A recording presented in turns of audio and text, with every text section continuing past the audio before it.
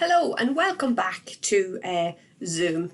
This session we're going to have a look at how to schedule meetings and the different types of meetings that you can schedule. So you can schedule instant meetings, or you can schedule meetings that happen maybe every day, every week, every month or whatever. So we're going to look at the different types and how you go about it. So before we start, you need to open up your Zoom. So if you just double click on the Zoom icon, which you'll see on your desktop, once you do that, it will load up the main Zoom screen like I have here, and you've loaded into Zoom. So we're just going to have a look at some of the little icons on the screen in front of us, okay? So the first one that we're going to have a look at now in a second is the big orange video that says New Meeting. And this particular icon is an icon that's used if you want to have a quick meeting. A meeting that starts instantly, okay? So you can invite others to join this meeting, and by using this little icon here, we use your own personal meeting ID. Everybody that gets set up on Zoom is given a personal meeting ID, so it's basically like a virtual waiting room for yourself, and that room can be used at any time. Now, the idea of using the new meeting is a very, very quick meeting, and it simply means that you literally click on the icon and your meeting will start to load, okay? But before we do that, I just want to show you some of the settings on New Meeting before we move on. So if I click on the little drop down arrow beside New Meeting here, it will show me my settings. So as you can see, mine is actually set to start without the video coming on, and that's why there's a line through the video recorder here. But what I'm more interested in here is my personal ID. This is the number that you would give people if they were going to join your meeting, okay? So you would copy this information and you would send it on to your friends or family or whoever was going to join the meeting very quickly, okay? So it's a very, very instant meeting. It's not an ID number that I would publish anywhere, that I would give to, you know, if you were having, we'll say the rugby club, you were running a meeting for the rugby club and you were sending it out to everybody who was a member. I wouldn't be using my personal ID. I would be using a generated ID, and I'm going to show you how to do that now in a second, okay? So I want to just pop down here so that we can have a look at the settings. So these are the settings for the personal ID. So you basically see the personal ID number, you see the password that's associated to it, and then some other little settings about when you start the meeting that the video is off and the participant's video is off, okay? But I just wanted to bring you in here so that you could see these two pieces of information. If you want to change this password, you can do that at any point, okay? So just to be aware of that.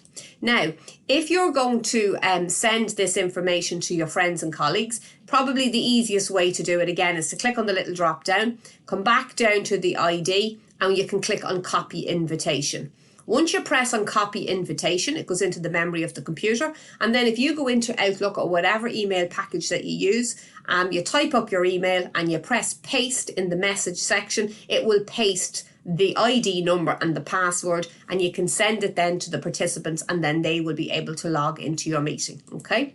If you want to start that meeting, all you simply do is click on the little button, and once you do that, it will start to load, okay? So the first thing that it will ask you then is, do you want to join with your computer audio, or do you want to test your speakers and your mics? That's entirely up to yourself.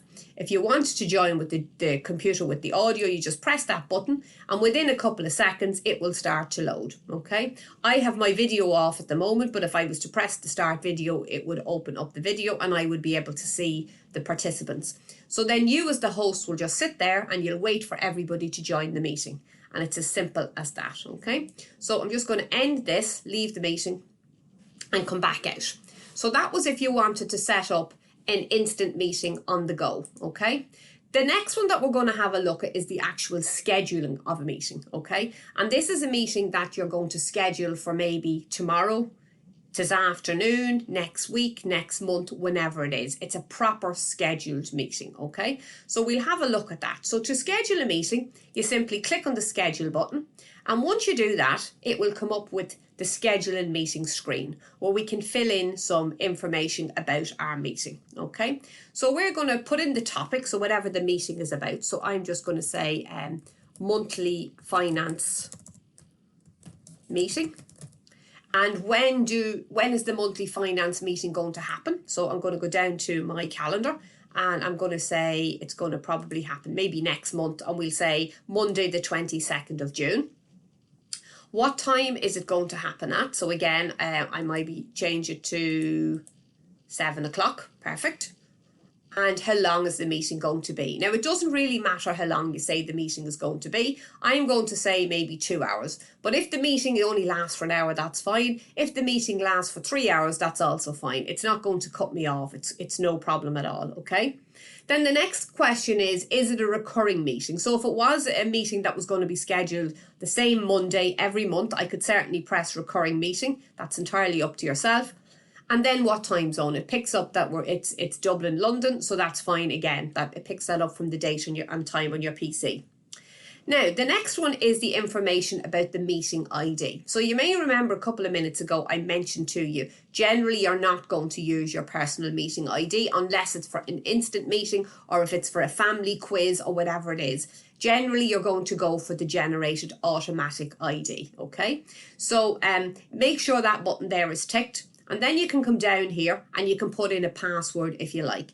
The computer automatically generates the password, as you can see there. But if you want to change it yourself, you simply click in the box and you type in whatever the password is going to be.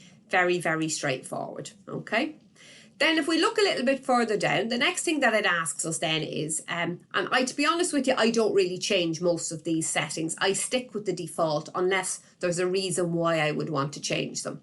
But the first one it asks you there is the video for the host. Do you want to have the video on when the host logs in or off? Okay, it's set for off. Off is fine. It just basically means you as the host, when you dial into the meeting for the first time, you'll just have to switch on your video when you're ready. And a lot of people like that because sometimes they're dialing into the meeting and they're still fixing stuff on their desk and they're moving around and they're not actually ready to open up the screen. Now you have to remember you will be the only person there at that point, but that's beside the point. You might be happy enough to just give yourself a couple of seconds and once you load in, then you can switch your video on, okay? So it's generally now set to off. The participants as well. Do you want the participants' videos to be off when they're entering into the room? Again, it's standard, it's set it off. If you wanted to change it, you would certainly change it there. Then the next question that it's asking us about is the audio. Do you want people to be able to join the meeting by phone only, by PC only, or by both? It's generally set to both, and again, I would leave it on both because both basically means if you ever had somebody who was going to dial in via a phone, not now the Zoom app on their PC, but or on their iPhone or their Android, actually dial in, it will allow you to do that. Then the next thing it asks you here is, do you want to connect it to a calendar? Now, it normally picks up the calendar on your PC or on your tablet or your phone, okay? So on my particular PC here, it knows that my calendar is Microsoft Outlook, so it has selected it itself. I'm happy enough with that. It basically means in a couple of minutes, it will put that into the schedule of my particular computer, which is great, okay? So the next thing we're going to have a look at, we have some advanced options, which you may or may, again, want to switch on or off. So you click on the little drop-down arrow, and it brings you down to this little section down here, okay? So in this section here, it's saying to you, it has set to enable the waiting room. Now, enable the waiting room, I would leave it on. And basically what that means is when the participants join the meeting, they're sitting in a waiting room until you're ready to open up the meeting and let them in, okay? And again, it's to give you a bit of time before the meeting starts to let people join. And it's also a security feature with Zoom. Zoom in the last couple of weeks have enabled this as a standard setting. Now you can certainly switch it off as you want, but they have left it as a standard on switch, which means they're encouraging you to have the waiting room on. And I would agree. I think it's important for security reasons to keep that ticked on, okay? Again, the participants will see a message flashing up on the screen. We'll see it as we go through our presentation here today. But it's a security thing, so it gives you as the host time to open up the meeting when you're ready and to let the participants in that you want or not, okay? The next option is knocked off at the minute, and it's asking you, do you want to enable people to join before the host? I would leave that off. I would say no to that because you as the host want to be in there first, you want to be ready, and then you want to let people in through the waiting room. So I would leave that off. Do you want to mute participants on entry? Again, it's set to yes. And I would agree with that, because sometimes when participants are coming in, there can be a lot of background noise and stuff like that. So we normally leave it that it mutes them coming in, and then once they come in, they can unmute themselves, okay? Do you want to automatically record the meeting? Again, I would say no to that, okay? You can switch it on if you want and so on. And then if you had an alternative host, you would put the details in there. This only comes up on the paid version. On the free version, it doesn't. So just to be aware of that, okay? So that's basically how you schedule the meeting. It's very, very, very straightforward. So at this point then, once you're happy with everything you've in, you simply press the schedule button. And once you do that, it will actually start to schedule the meeting, okay? So as simple as that. So now that you've scheduled the meeting, I suppose the next thing that you need to do is you need to invite people to the meeting. So you've got it scheduled there. So you need to give this information on to the people who you're inviting. So it was a bit like earlier on when we had the instant meeting. We need to get the details now, excuse me, of the actual meeting ID and the password. So to do that, what we need to do is we need to come up to meetings. And once we go up to meetings, it will show us where all our meetings are, and it shows us what meetings we have coming up. So the one that we're after creating a second ago there was the monthly finance meeting, okay? So what we need to do now is we need to copy the invitation.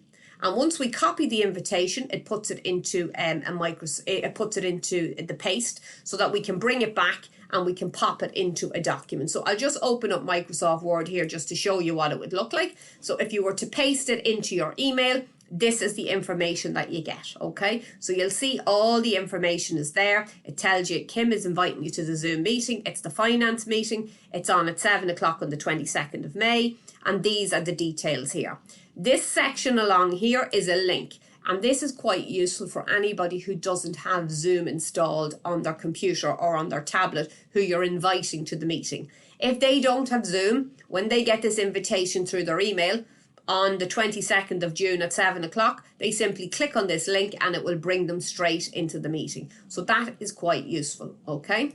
So it's just to show you where you're going to find it. So once we're happy with that, we simply come back to the home button and that's it. So as you can see, it is very, very simple and very straightforward to actually schedule a meeting, okay? So I'm going to leave that this little section now, and then we'll go on to the next section, which will be actually running the meeting. So thank you very much now.